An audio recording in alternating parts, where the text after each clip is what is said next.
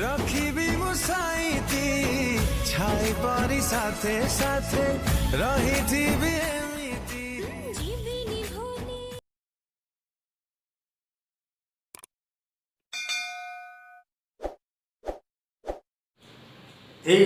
Lockdown समय बहुत दुखदनीय बहुत अभावन घटना घटी समय एमती एक अभावन एमती एक दुखदनीय घटना नहीं आसी आप सामना को ये हूँ हैदराबाद मध्य प्रदेश पालघाट सहर को जीवा एक रास्तार जन श्रमिक भाई मैंने निज गाँव फेरुची परिवार सहित से हैदराबाद ता परिवार सहित फैमिली सहित काम करूला कि ठिकादार मैंने ये समय साहाଯ୍य करनथिले जेतेबेल पर्यंत पैसा थिला सेतेबेल पर्यंत से रही पैसा सरी भावी निज कर्तव्य बल निज बाहुबल से निज गाँव फेरवाई एवं से हैदराबाद निज फैमिली सहित आसवा किसी समय चली सांगर गर्भवती महिला छोट छुआटी थकी जाते से भाई जनक निजर हाथ में एक काठर गाड़ी या काठर गाड़ी या कलापर निज गर्भवती स्त्री एवं छुआ को बसई टाणी टाणी ये अभावन घटना घटला पर आपण मन कौन उंकी मार्च मत जन कि मो मन एक गभीर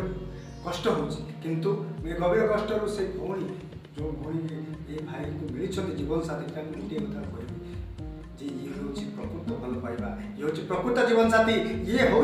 प्रकृत भैलेटाइन है आजिकल जुगर समस्त टाइम पास करते आजिकल जुगर तो समस्ते देखे हमें किंतु प्रकृत भल पाइबा आके कहुए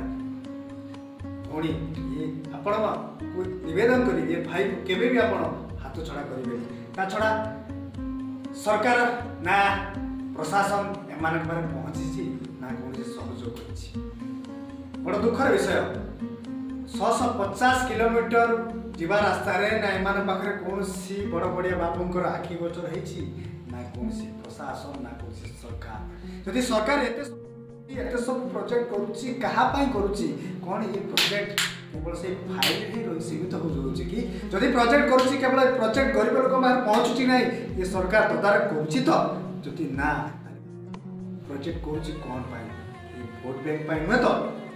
बड़ दुखद लगुच बड़ निजुक कष्ट लगुच एभली गर्भवती महिला छोट पिलाटी रास्ता निज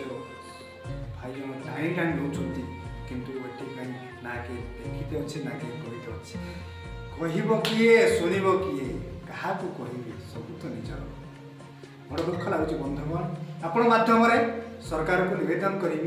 एभली दुख घटना केवे क्या द्वारा न हो केवे क्या मन में उंकी न मारू केवे कहीं कष्ट न पाऊ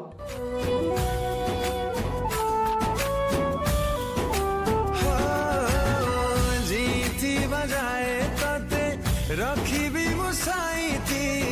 छाई पारी साथे साथे रही थी भी एमिती।